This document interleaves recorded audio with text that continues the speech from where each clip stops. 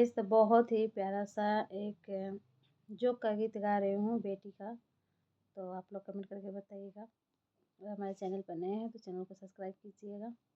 चलिए सुनिए। अरे नदिया किनारे जोगिया आइल बाई माई, कह तू त जोग सीखे जईती। ए माई कह तू त जोग सीखे जईती। ए माई अरे पहिला लियावन, अरे पहिला लियावन ससुर यही है।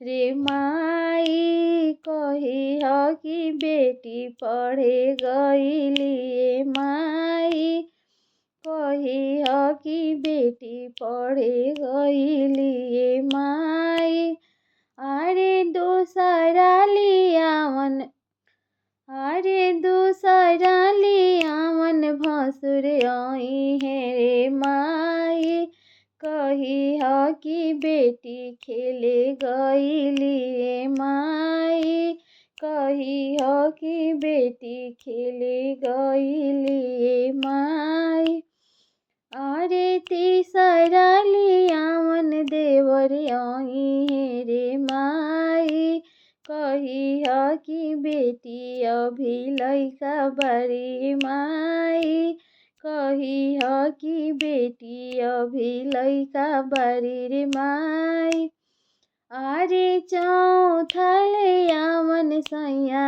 आई है। रे माई काठ के कठपुतली बना दे। रे माई काठ के कठपुतली बना दे। रे माई डोलिया के बीच बैठा दे। माई डोलिया के बीच बैठा दे। माई अरे डोलिया के आगे पीछे रो दिए। रे माई सब केहू जानी बेटी गईली। रे माई सब केहू जानी बेटी गईली। रे माई अरे पहिला परीक्षण सासु आई है। रे माई अरे पहिला परीक्षण सासु आई है। रे माई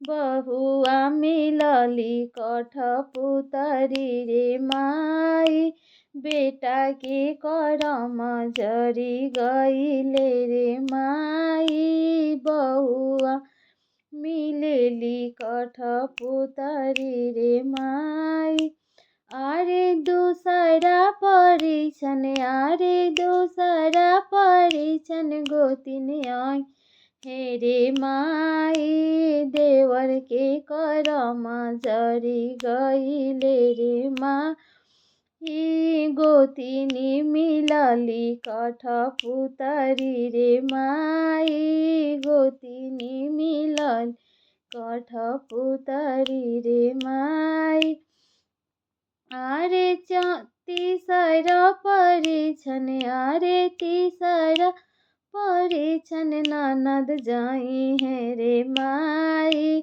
भैया के करम फूटी गईले। रे माई भौजी मिलली कठपुतरी। रे माई भौजी मिलली कठपुतरी। रे माई अरे नदिया किनारे जोगिया आइल बाई माई, कह तू त जोग सीखे जईती। रे माई कह तू त जोग सीखे जईती। रे माई गाइस, तो आप लोगों को हमारा ये गीत कैसा लगा प्लीज़ आप लोग कमेंट करके ज़रूर बताइएगा।